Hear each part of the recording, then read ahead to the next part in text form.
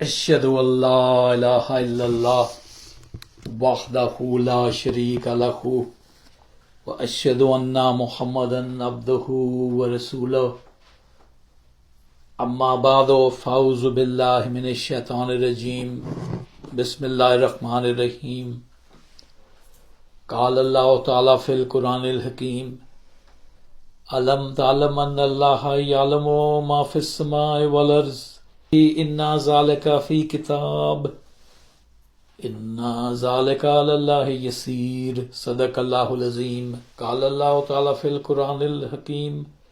Wa inna rabbaka la ya'lamu ma tukinnu suduruhum wa ma yu'linun.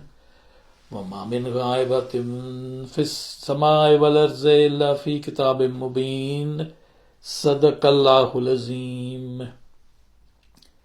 The first verse which I recited translates as follows. Do you not know that Allah knows what is in the heaven and the earth? Surely this is in a book. That is surely easy to Allah. Chapter 22, Surah Al-Ḥajj, verse 70. And the second verse I recited translates as follows. And surely your Lord knows what their hearts conceal. In other words, what people's hearts conceal and what they manifest. And there is nothing hidden in the heaven and the earth, but it is in a clear book.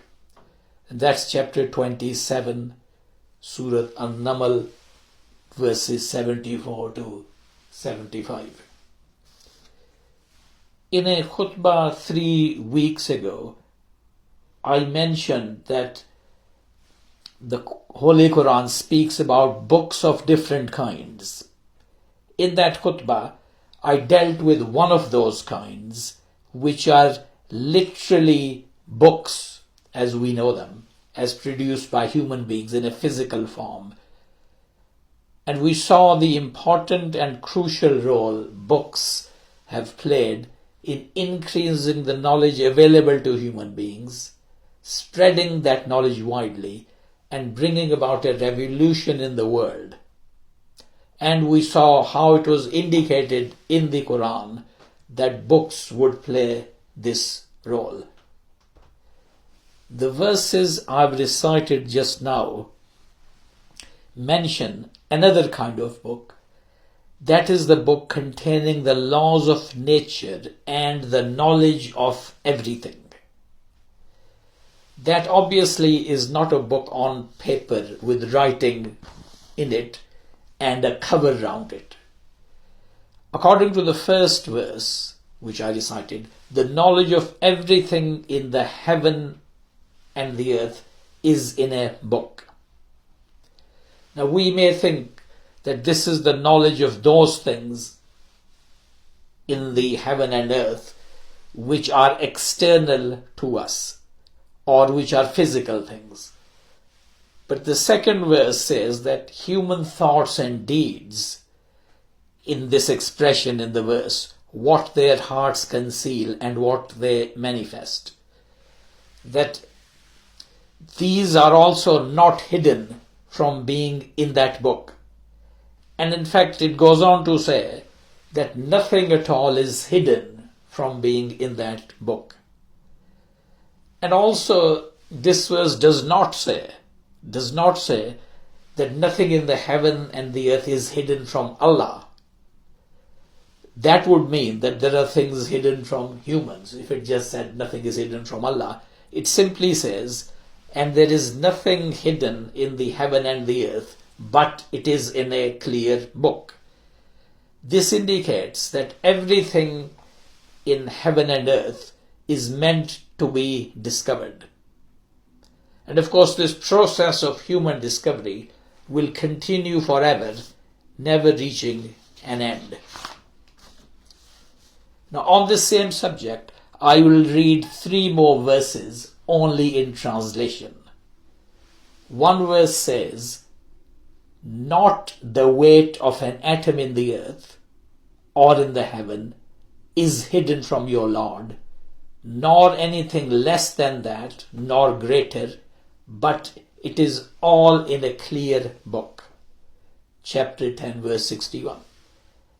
And another verse tells us this, and there is no animal in the earth, but on Allah is the sustenance of it, and He knows its abode and its repository. All is in a clear record. This is chapter 11, verse 6. Now here it says, it mentions the abode and repository of any animal. The abode is the place of habitation of an animal, and its repository, also called depository, is where the animal stores food. Now a third verse, speaking of human life, says this, and no one living long is granted long life, nor is his life shortened in any way, but it is in a book. Surely this is easy to Allah. And that is chapter 35, verse 11. So it appears that Allah's knowledge is kept in a book. And what this indicates is that Allah's knowledge is properly organized and classified like the contents of a book. And various aspects of Allah's knowledge are connected to one another like the different parts and chapters of a book which are related to one another. Now I might add here that this universe is not run by Allah in the manner of an absolute king or dictator who runs his country on his whims and his daily mood. In case of such a ruler, no one can be sure of what he will do tomorrow. It may be the complete opposite of what he did today.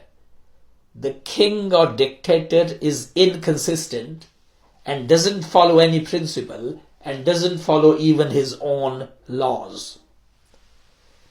But Allah, when Allah establishes a principle, and He has complete power over what principles He establishes, but once He has done that, He acts according to that principle as well. And the Holy Quran emphasizes this by saying twice, it says, so you will find no alteration in the course of Allah, and you will find no change in the course of Allah. That is chapter 35, verse 43. Now all these statements that all this knowledge is in a book are an encouragement to us human beings to try to glimpse that book, the book which contains the sum total of all possible knowledge. What human beings discover about nature and the world, which they then record in their books, that is actually a reflection. It's a reflection of what is in that book of Allah, although it's a vague and unclear reflection, but still it is a useful reflection of what is in the book of Allah. And the first verse I recited at the beginning mentions that the knowledge of everything in the heaven and the earth is in a book. This is an encouragement to humans to study what they see above them in the sky and beneath them in the earth. The second verse I recited mentions the things which remain concealed in a person's heart and those things which he converts into action. The second verse mentions all these as being in a book. This encourages us to study human psychology and behavior.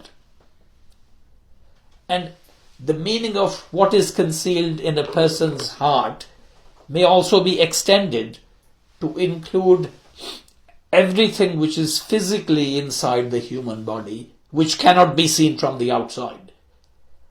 And this encourages us to develop technologies for looking deep inside the living human body and learning how what is inside it affects what is visible outside it.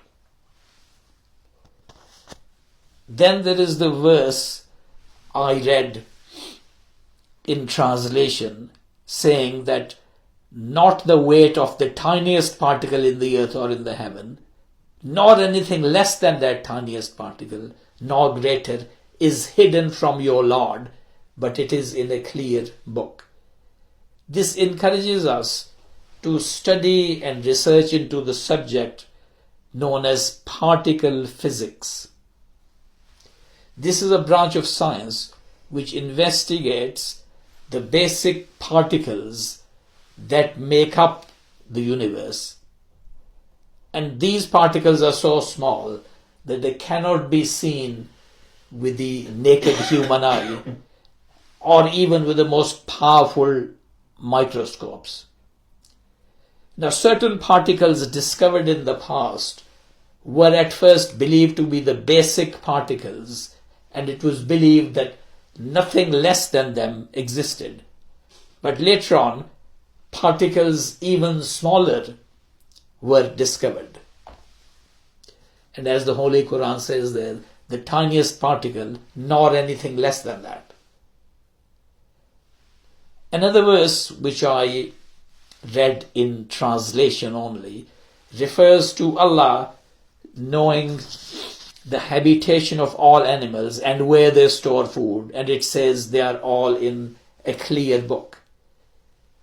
Now, the many television documentaries we see about nature, forests and animals, and these are produced after a great deal of investigation and hard and painstaking work of filming. All those documentaries are actually showing us what is in this book mentioned in the Holy Quran, that it is all in a clear book. And the third verse which I read in translation is about the span of human life, and it might even be about other kinds of life. And that verse said that how long or short human life is, it is all in a clear book. Now, in a sense, this is literally true, that whether your life is long or short is in a clear book, because we read frequently in magazines and books about what we can do to prolong our lives and what food or habit will shorten our lives. So those things, in a sense, are in physical books. But speaking more scientifically than that kind of advice, which is not always right, speaking more scientifically, we see data published on what's called life expectancy of humans. And that data shows how long a person can expect to live. And that data gives details of how the life expectancy of a person varies with sex. In other words, it's different for males and females. How it varies with their state of existing health. How it varies by the area they live in, and their type of profession and their ethnic group and other factors. That's what that life expectancy data shows. And this data is used by governments to set, for example, the pension age, and it is used by insurance companies to set life insurance premiums. Of course, that data, and no one can tell you about a particular individual what age he or she will reach at the end of their life. At what age will their life come to an end? It cannot tell that about any individual at all. But given a large group of people, thousands or millions, it can be predicted with accuracy what percentage of them will attain a certain age. And that information is extremely valuable for planning for the future. And another point I draw your attention to is that out of these 5 verses which I mentioned, 2 I read in Arabic at the beginning and 3 later ones in translation, that out of those 5, 3 of them say that this knowledge is not just in a book, but it is in a clear book. Fi kitabim mubin, in a clear book. The word mubin means something which is evident and manifest. The Holy Quran itself, in the Quran, is called a mubin book, chapter 12 verse 1, because it makes everything clear. And Allah himself is called the mubin truth, the mubin haq, chapter 24 verse 25, because he has made his existence an evident truth which people can see through his creation and through the revelations which he sent. Now, if this book containing all knowledge is mubin, is clear and manifest, then surely human beings must be able to glimpse some of its contents. None of these 5 verses say that this book is open only to Allah. 2 of them merely say that it is surely easy to Allah to have that knowledge in a book or to access it from a book. And Muslims, in the first half of their history up to now, that is the first 7 centuries of their history up to now is of course 1400 years or more, but in the first half of their history, Muslims investigated the laws of nature and they produced a considerable amount of new knowledge and science. But after 700 years or so, they turned away from this. And what they did in effect was that they shut their eyes to this mubin book of Allah. And after the Muslims, then the European civilization opened its eyes to this mubin book of Allah. Although, of course, European civilization didn't call it the book of Allah, the book of God. They didn't call it that, but they certainly opened their eyes to that book, to that mubin book. And therefore, they developed knowledge much further. And I may also quote the following verses. These are just 2 verses. No disaster befalls in the earth or in yourselves, but it is in a book before we bring it into existence. Surely that is easy to Allah, so that you may not grieve for what you have lost, nor exult or rejoice in what he has given you. And this is chapter 57 verses 22 and 23. And of course this is speaking both of disasters which strike on a wide scale when it says disaster in the earth, on a wide scale affecting large populations, as well as disasters affecting only an individual in their personal life. It says, no disaster befalls in the earth, nor in yourselves. And the meaning of the disaster being in a book, it says it is in a book before we bring it into existence, is that the disaster is due to certain causes. And if we can find out whether those causes have started appearing, then we can have some idea that a disaster is looming. Now, it is not long ago, in fact it's within our lifetimes, that we had no idea in advance that a storm was brewing. Before a hurricane came, no one expected it. But since the last few years, as you know, we are told in weather forecasts that a storm is developing thousands of miles away and it might possibly strike our country in a few days' time. Now, there is no absolute certainty in any of these cases about how much strength the storm will develop or exactly what path it will follow.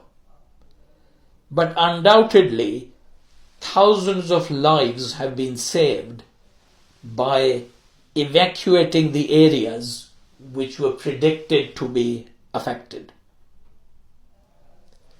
However, it is regrettable that the reaction of Muslims usually, in general, to any disaster is simply to declare it as the will of Allah. It was the will of Allah that it happened, and they go no further into its causes. But Allah had revealed to them that if they try looking in His book of the laws of nature, they would find out something about a disaster before it happens. And then they can take some remedial steps to mitigate its effects. Now, the Holy Quran, whatever subject it is dealing with, also makes mention of the moral qualities which it wants humans to develop in that situation. And these verses, the two verses I've just recited about disasters, in the same way, they go on to say that these calamities, whether they are on a large scale or whether they affect just an individual, they come to teach people to be patient in the face of loss. If you remember the words of the verse, that so that you may not grieve for what has escaped you. What has escaped you means what you have lost. So they come to teach people, first of all, to be patient in the face of loss, not grieve over it. And secondly, it went on to say, nor exult in what He has given you. What that means is that before you've had the disasters befallen you, when you are in a position of happiness and comfort, you must not be boasting, bragging, and neglectful and believing that what you have got it forever.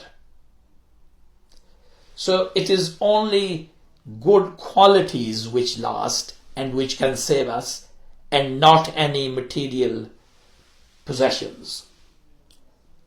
So in the end, we pray that may Allah enable Muslims, first of all, to turn again towards seeking knowledge of nature through trying to read that Mubin book. And may Allah enable all of us to display the right qualities in our lives, as stated at the end of the last two verses which I read. Ameen. Barakallahu lana wa lakum fil Quranil Azim wa nafa'na wa iyyakum bil ayati wa zikril hakim. Innahu ta'ala jawadun karimun malikun barur rahim.